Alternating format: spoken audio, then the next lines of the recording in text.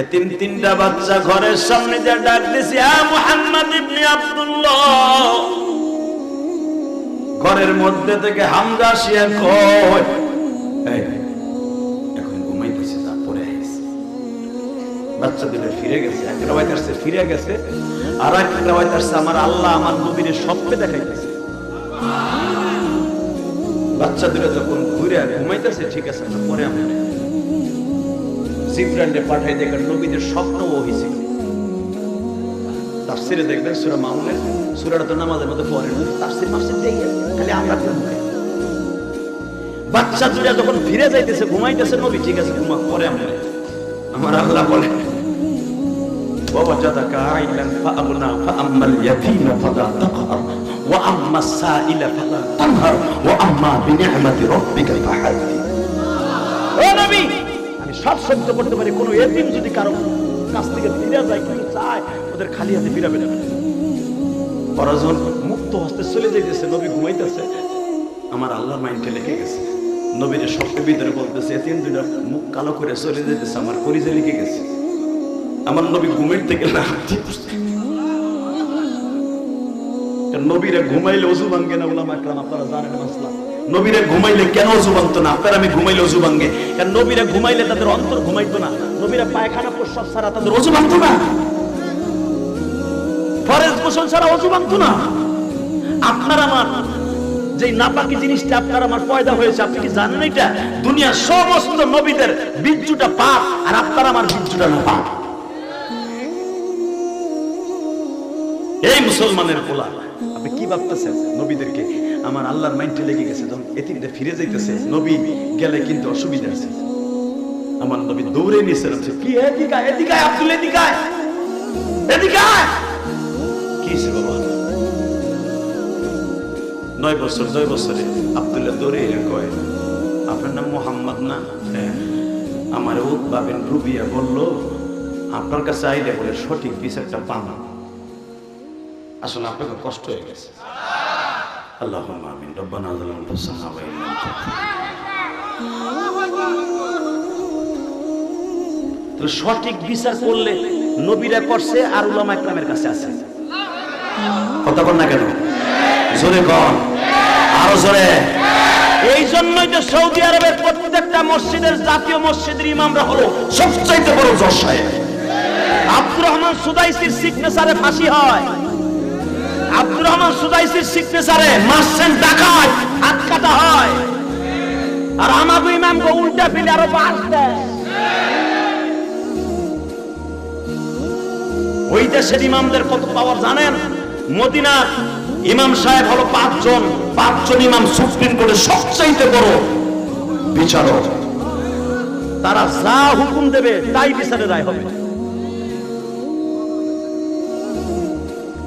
শুধু মনের দিকে তাকায় বলতে হবে, জমিনের মালিককে।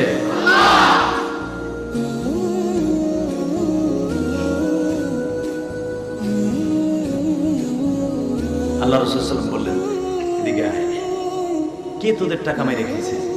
এই যে আমার আব্বাই লিখে দিয়ে গেছিল, সমস্ত টাকাটা তার কাছে রেখে গেছে। সে আমাকে দেয়ও না, খাওয়ানো দেয় না, আমরা ঠিক মতো খাওয়ানো পাই না। আমার বিশ্ব নবী যে বললেন, তোরা যে খেলে আমার সালামটা পৌঁছে দিয়ে বলবি, এতিম নবী বলেছে এতিমদের হক বুঝায় না দিলে আমার রব্বে কারীম তার জিন্দেগিটা লন্ডভন্ড করে দেবে। এরা 2 জন নবী মুহাম্মাদের কাছে আসছে, এইটাই বেঈমানটা শুই না আরো শক্ত হইছে। দিমু তো দিমুই না, সামনে আইবি সরকার গুন্ডা ভাড়া করছে আমার বিরুদ্ধে। মুহাম্মাদের কাছে আমার শত্রুর কাছে নালিশ দিছো, সব গুলারে দিমু আজকে। বাজানরে বাচ্চা 3টা কানতে কানতে আবু জাহেলের সামনে থেকে বিশ্ব নবীর কাছে গেছে, নবীজি আপনার সালাম দিছিলাম, বেঈমান আমাদের কথা শুনে নাই, বরঞ্চ আমাদেরকে উল্টা ফেলে মারছে। এই কথাটা শুনতে দেরি আছে গো বাবা। আমার এতিম নবী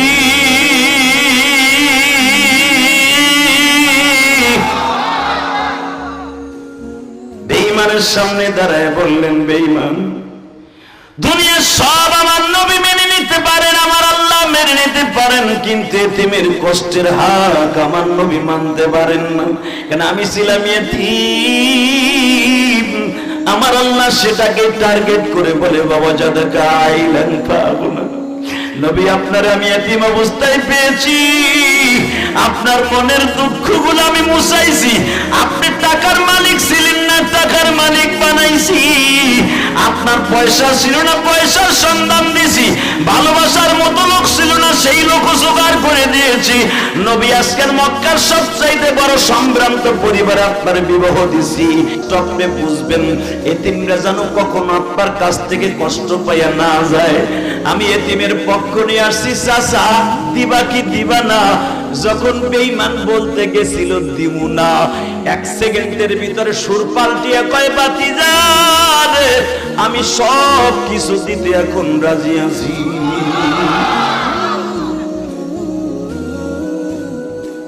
কেন উৎপালা আপনি তারা কি রে ভাই, তুই তো কোনোদিন মোহাম্মদের কাছে পরাজয় বরণ করার কথা না, তুই মোহাম্মদ কি বললো তোর সামনে দাঁড়াইয়া দিবা কি দিবা না, আর তুই করে সব দিতে রাজি আছি। কায়রে বেটা তুই কি দেখবি, আমি দেখছি মোহাম্মদ যখন কইছে দিবি কি দিবি না, খালি করা মেজাজ দিয়ে কইছে দিবি কি দিবি না, মোহাম্মদের সামনে থেকে এমন এক সিংহ আমার দিকে আসতেছে, আমার ঘাড় মটকায় খাই ফেলাইতে চাইতেছে, আমি এই ডরে তাড়াতাড়ি দিয়েছি। মাউনে তাফসীর করে শুধু আমার দিকে তাকাবেন, নামাজে দাঁড়ায় যখন দেখেন এই কথাগুলো বলে গেছেন, আল্লাহ আমার সঠিক রাস্তা দেখাবেন, রব্বে কারিম ওয়াদা দিয়েছে, যা নবীর তরিকায় যখন তোর জিন্দেগিটা পরিচালনা করবো, ওয়াদা দিয়েছিস তোর জীবনটা আমি সুন্দরী করব। আল্লাহু আকবার জোরে বলেন তো, আল্লাহু আকবার জোরে বলেন তো।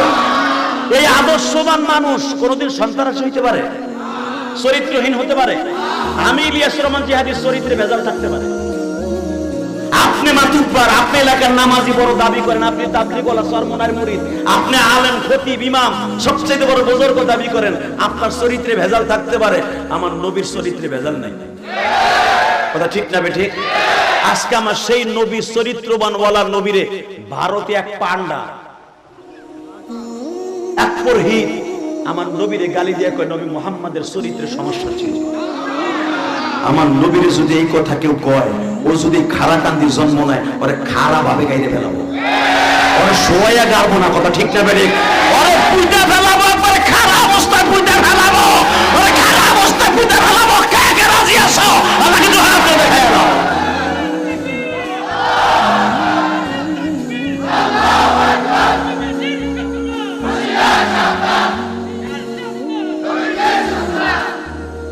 আলহামদুলিল্লাহ বলেন। নবীজির শত্রুরা কথাটা 100% ছিল।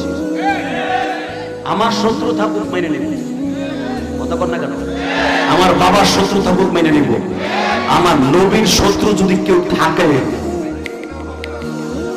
আমি বলি নাই, আমার নবী বলেছে মান সাব্বা নবিয়ান ফাকতুলু, মান সাব্বা নবিয়ান ফাকতুলু, যে আমি নবীরে গালি দিবে, আমার চরিত্র নিয়ে কথা বলবে, ওরে জায়গায় মাইরা দিবে। বিশ্বনবী বলেছে। আর আল্লাহ কোরআনে কি বলছে শুনেন, ফালা ওয়ারাব্বিকা লা ইউমিনুনা হাত্তা ইউহাক্কিমুকা ফীমা শাজারা বাইনাহুম থুম্মা লা ইয়াজিদু ফী আনফুসিহিম হারাজাম মিম্মা কাযাইতা ওয়া ইউসাল্লিমু তাসলিমা।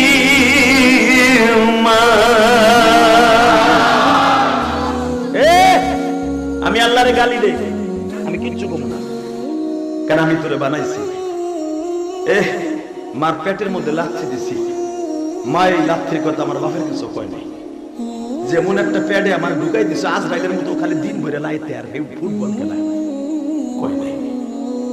এমনকি আমার নানির কাছেও আমার মা কয় নাই। ঠিক না বেঠিক? মাই কষ্টের কথাগুলো গোপন রেখে রেখে 9টা 7টা 8টা 9টা মাস চলছে। বাপ কয় কি রে তুই জিম আজকে সোজা চল, তোর তো আরো 2টা বাচ্চা হয়েছে, তুই এরকম কাবু হয়ে গেছো কে? মা গোপন করে কয় না যে তোমার এই ছেলে মেয়েটা আমার অনেক কষ্ট দিতেছে, এই কথাটা কয় না। মা শুধু বলে শরীরে ভালো লাগে না, তুমি দোয়া করো। আরে মা রে, আরে দুঃখিনী মা, সব কষ্টগুলো হজম করে গোপন করে মা বাথরুমে গেছে, কারণ তোমার সাইজটা আমার সাইজটা একটু বড় হয়েছে। আগের ভাই বোন গুলো 2 কেজি 2.5 কেজি হয়েছে। তুমি আর আমি যখন জন্ম নিছি মার পেটের মধ্যে তুমি আর আমি 3.5 কেজি হয়ে গেছি। মা সিজার ছাড়া তুমি আর আমি আসবো না। হাসিস না যুবক, এখন চোখের পানি ফেলে কাঁদ। আল্লাহ সেই কথাই কোরআনে বলে, তোর পেটের মধ্যে, তোর মায়ের পেটের মধ্যে তোর সাইজটা বড় হয়ে গেছে, কারণ তোর মার খাওয়া দাওয়া একটু ভালো হয়েছে, তুই তাড়াতাড়ি বলে গেছিস পেটের মধ্যে। এখন আর তুই তোর মার নরমাল ভাবে তুই ওই মায়ের স্থান দিয়ে আসবি না, তোর মায়ের পেটটা কাটা লাগবে। ডাক্তার চেক আপ করে দেখে তুমি আর আমি দুনিয়া সহজে আসবো না। মা আনাম পেটটা কাইটা তোমার আমার আনতে হবে।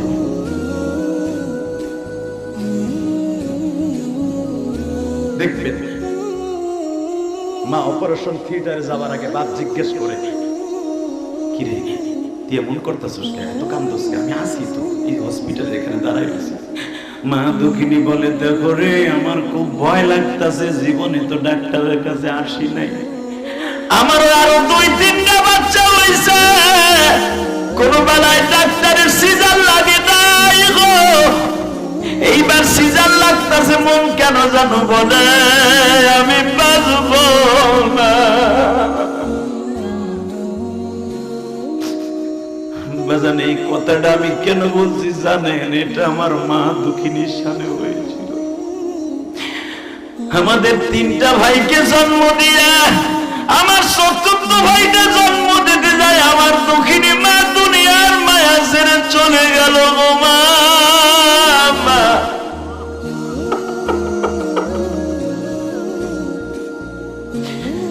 আমার মা বলছিল, ইলিয়াসের আব্বা, আমার ইলিয়াস মাদ্রাসায় গেছে, আর একটু আমারে দেখাইবানি। তখন আমার মা প্রেগনেন্ট অবস্থায়, বাবা আমার 4 নাম্বার ভাইটা আমার মায়ের পেটে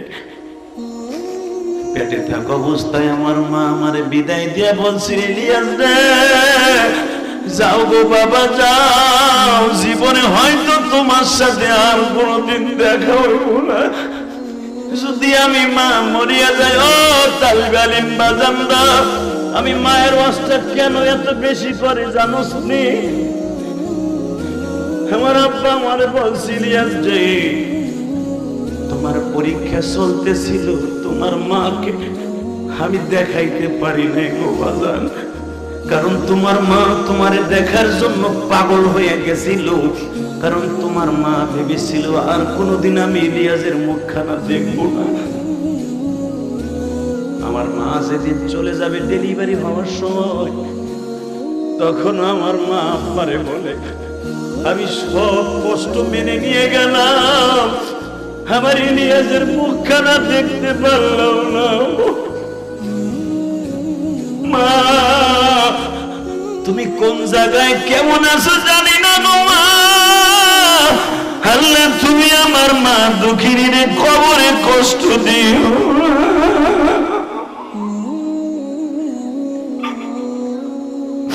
আমার মতোই মাসমার মধ্যে কার যেন জন্ম দুঃখিনী মা,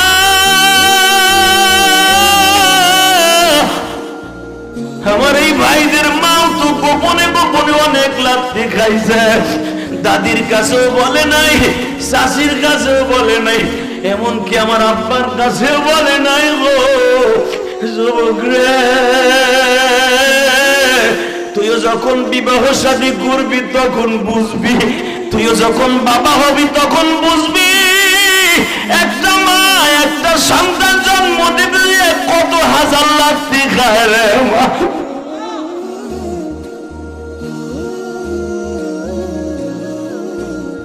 আমার মা আর মাত্র 5 মিনিট পরে বিদায় নিবে।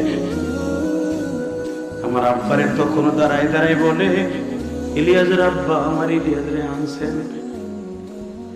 আমার আব্বা তখনও বলে, ঠিক আছে তুই যখন ওর জন্য তো পাগল হয়েছে, ওর 3টা পরীক্ষা হয়েছে শুনছি, আর সেমাহি পরীক্ষা চলতেছে, যা আমি কালকে নিয়ে আসবো। হে যুবক রে, তখন আমার মা কি বলছে জানো? আর আনতে হবে না, ইলিয়াস রে তুমি বইল, ঘরে দেখার জন্য আমি মা পাগল হয়ে গেছিলাম। কিন্তু যাইবার আগে একটা কথা বলে দিয়ে যাই, ইলিয়াসের আব্বা আমার ইলিয়াস যে তুমি কোনোদিন কষ্ট দিও না, আরে মাদ্রাসায় পড়াবার জন্য যত যা কিছু দরকার হয় আমার বাবার সম্পদ পেয়েছে, ওরে মানুষ কইও ও যেন আমার কবরের পাশে দাঁড়াইয়া চিল্লাই চিল্লাই কান্দে বাবা। আমি যেই মসজিদে আজকে 4 লক্ষ টাকা নোট কিনা দিলাম, ওই মসজিদের সামনে আমার জনম দুঃখিনী মা ঘুমায় রয়েছে গো বাবা। আমি আজকের দানটা করতে পেরে আমার জীবনের সব চাইতে বেশি তৃপ্তি লাগতো।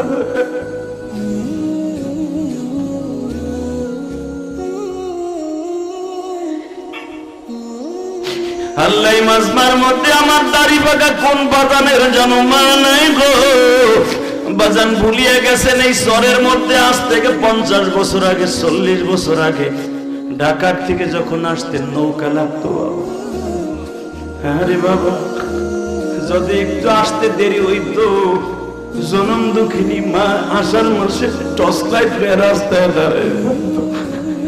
আমার আব্দুর রহমান আসতে দেরি হচ্ছে কেন? ও কি ওর নৌকাটা ডুবে গেছে না ও কোনো বিপদে পড়িয়া গেছে? বাবা মা রাতের খাবারটাও খায় নাই রে জাদু ভাই। আমি তোদের 2টা পাও ধরে বলে দিয়ে যাই, মারে কোনোদিন কষ্ট দিস না ভাই, মারে কোনোদিন কষ্ট দিস না।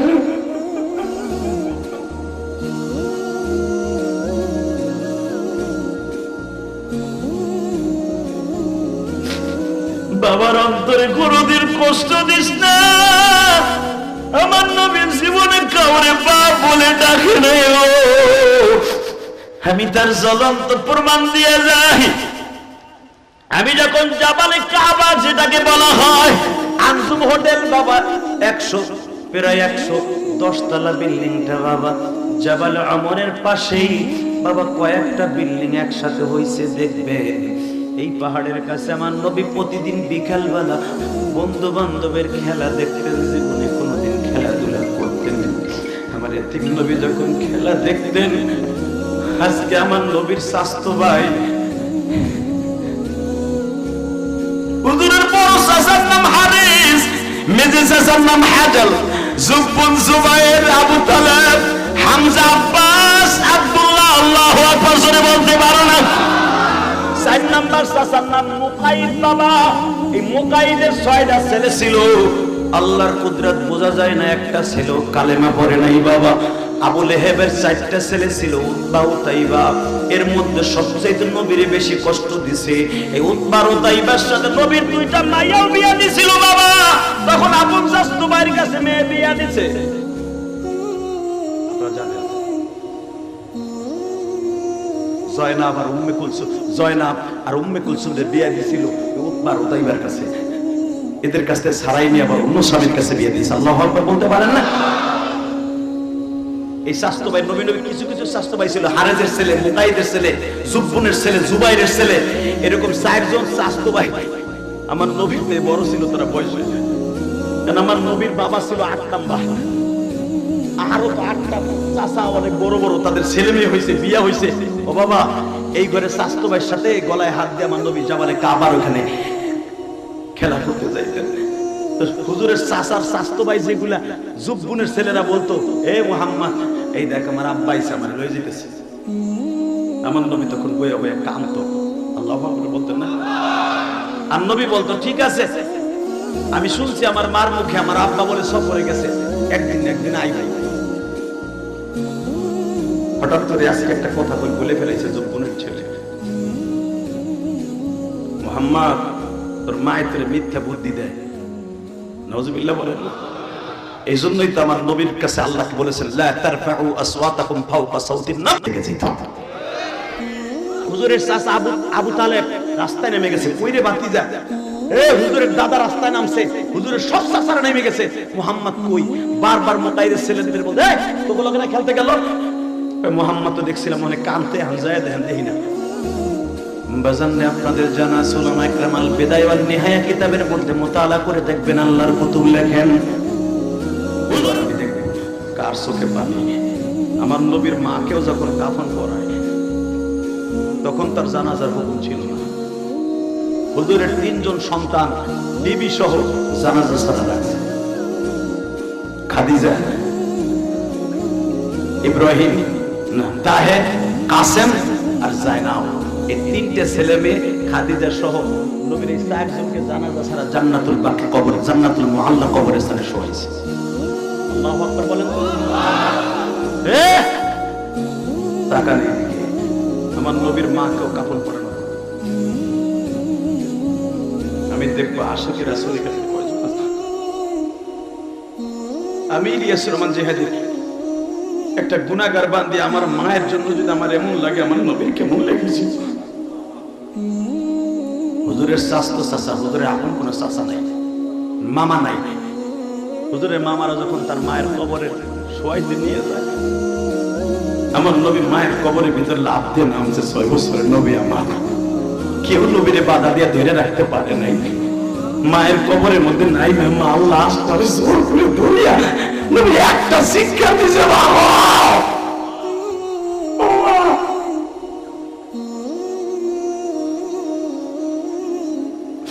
আমি যদি জানতাম গো মা তুমি আমার সাইরা এইভাবে চলিয়া যাইবা, আমি তোমার সাথে আমার বাবার কবর দেখতে আসতাম না, তোমার রাইখা আসতাম গো মা।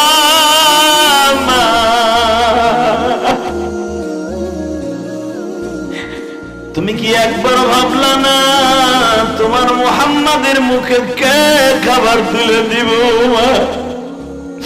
তোমার মুহাম্মাদের গোসলের টাইম হইলে কে গোসল করায় দিবে? তোমার মুহাম্মাদকে গোসল করাইয়া জয়তুন তেল শরীরে মাইকা বলবে, 2 গালে 2টা সুমা দিয়া বলবে, বাবা আপনি বসেন আমি খাবার লইয়া আসি।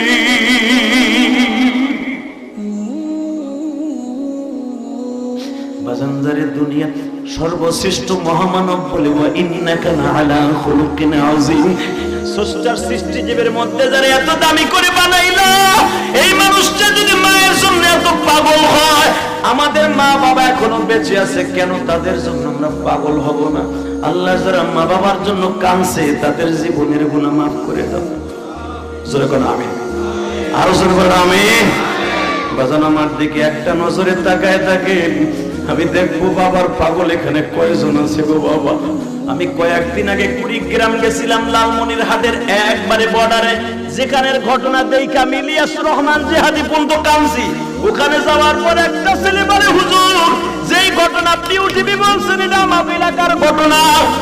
মায়ের কাছে টাকা চাইছে, মা নেশা করার টাকা দে। মা বলে আমি তালিম করি, রোজা নামাজ করি, তোর নেশা করার টাকা দেব না। দিবি না তোর সবাই নাউজুবিল্লাহ বলবি না ভাই? মার দিকে করামে যাতে তাকানো যায়, জবাই তো দূরের কথা, আহারে মা বাবার দিকে করা মেজাজেও তাকানো যায় না। এমন একটা বস্তু মার বাবা, যখন বলছে তোরা জবাই দিমু, এই কথা শুনতে দেরি আছে। মা কয় জবাই দিবি, আমার বিশ্বাস হয় না। পাটগ্রাম বর্ডার থেকে 2 ধারে ধারালো একটা চাকু কিনে লইছে। বাস্তব ঘটনা, চাকু কিনে নিয়ে আইসা আয়া দেখে মা শুয়ে রয়েছে। প্রথম আইয়াই মার হাত পাও দুটো বাঁধছে, বাইন্দা মার বুকের উপরে বইছে, বইয়া চাকু ঘুরাই আর কয় এইটা দিয়ে তোর এখানে জবাই দিব। পুলিশ জিজ্ঞেস করে তোর মার গলার মধ্যে চাকুটা কেমনে ঢুকাইলি কত? কয় স্যার আমি যখন দুপুরে টাকা চাইছিলাম মা আমার জিত চেতাই দিছে, আমি আনোয়ার তখন আনোয়ার ছিলাম না, আমি জানোয়ার হয়ে গেছিলাম।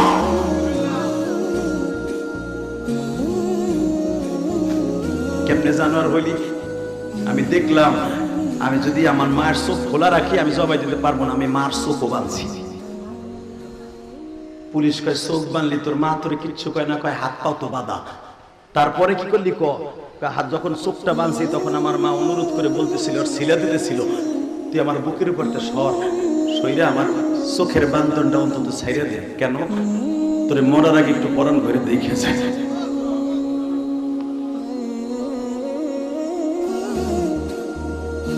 আমার মা আমার আব্বারে বলেছিল, ইলিয়াসের আব্বা আমি মরার আগে আমি ইলিয়াসকে একটু কোরআন খুলে দেখে যাই।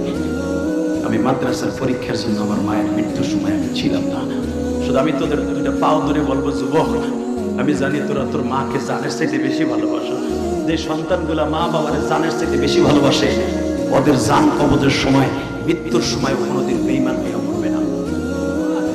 কথা ঠিক না বেঠিক? জোরে বলো, আরো জোরে, আরো জোরে। জীবন চলে গেল মা বাবার দিকে কড়া মেজাজে তাকাবি না। পৃথিবীতে কয়েকটা জিনিস আছে তাকাইলে ডাইরেক্ট কবুল হদের সওয়াব হয়, তার ভিতরে মা আর বাবা। আল্লাহু আকবার বলে বলতে পারলেন? আরো জোরে কোন, আরো জোরে কোন। তাহলে আমার সাথে ওয়াদা দে তো, যতদিন বাঁচবি কোনদিন মা বাবার চেহারার দিকে তাকাইয়া কড়া মেজাজে তাকাবি না। কে কে রাজি আছো? দেখে আল্লাহকে হাত তুলে দেখো তো, যুবক দেখো তো, দেখো তো। লিল্লাহি তাকবীর। নামাহ।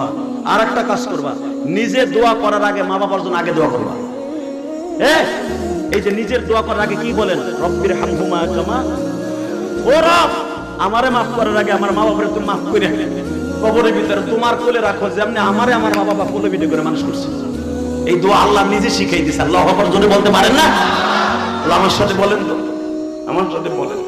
আমার নবীরে যখনই বেঈমানরা কষ্ট দিত, আপনি জানেন মাক্কি জিন্দেগি 13টা বছর, তখনই আমার নবী বলতেন, চাচা আপনারা যে আমারে মারেন, আপনারা জানেন এই মক্কায় আমার মা নাই বাবা নাই। এই কথাটা বললে বেঈমানগুলো আর নবীরে মারতো না। আল্লাহু আকবার বললেন না? তা আমাদের সমাজে অনেক এতিম আছে না নাই?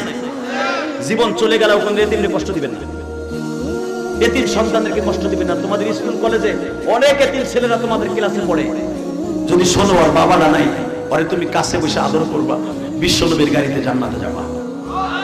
এই যে শীতের মৌসুম আসতেছে, আমাদের আপনারা বকেন আমরা ওয়াশ করে টাকা নেই, আমাদের টাকাগুলো কই খরচ হয় একবার দেখো। আমার প্রত্যেকটা টাকা মসজিদ মাদ্রাসায় খরচ হয়।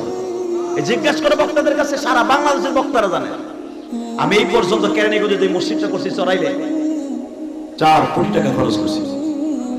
আমার এই রক্ত ঝরানো ঘাম ঝরানো পয়সা। শুধু একটা কথা বলতে চাই, কেন মসজিদটা করছি? আমার মায়ের ওসিয়ত ছিল, ইলিয়াস যদি কোনোদিন টাকার মালিক হওয়ার একটা মসজিদ মাদ্রাসা বানাবো। মাদ্রাসাও বানাইছি, মসজিদও বানাইছি। ওই যেমন গ্রামে আমার বাবার বাড়ি মসজিদ একটা, আমার নানার বাড়ি মসজিদ একটা। আজকে নানার বাড়ি মসজিদে 4 লাখ টাকা দিছি, আর বাবার বাড়ি মসজিদে 8 লাখ টাকা দিছি গত সপ্তাহে। মসজিদ ক্রস করে গোপালগঞ্জ বাজে যায়। খালি ভাইবেন না আলিম উলামা খালি আপনার কাছ থেকে নেয়, এরা খরচ করে না।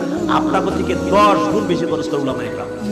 কারণ জানি আলেমদের টাকা যেমনি খরচ যেমনি ইনকাম হয়, তার থেকে 10 গুণ বেশি ভাবে তারা দান করে।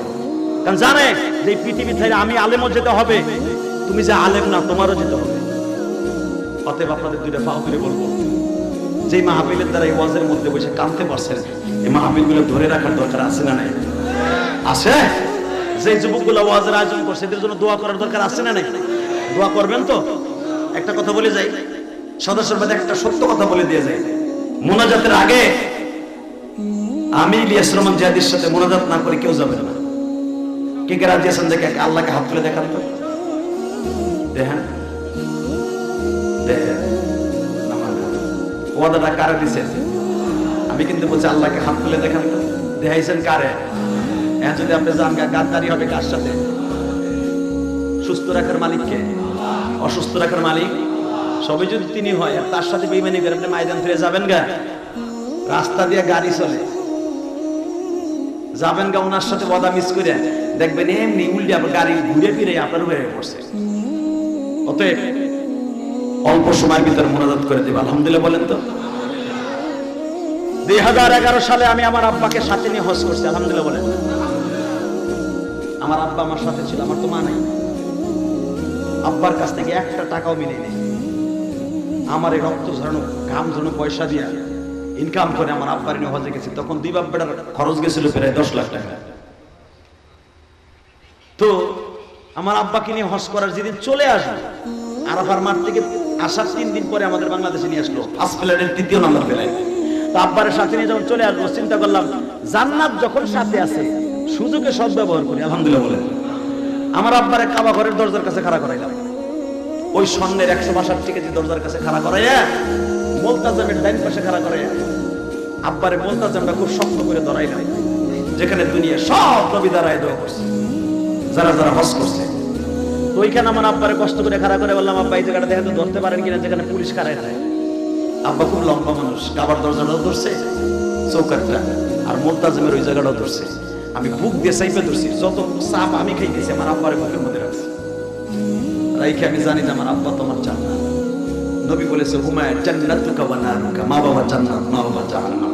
তা কাবা ঘরের সাথে সাইফে ধরে রাখা, যেখানে আমার নবী মুলতাজিমে কপাল ঠেকায় বলতেন, আল্লাহ আমার মাও নাই বাবাও নাই, তুমি আসো আমার, তুমি কিন্তু আমার দোয়াটা শোনো, আমার উম্মতকে মাফ করো। ঠিক ওইখানে দাঁড়ায় আমি বলছি, আল্লাহ আমার তো মা নাই, আমার আব্বার কাছে একটা জিনিস চাই। আব্বারে কইলাম, আব্বা দুইটা জিনিস আপনার কাছে চাই। কি?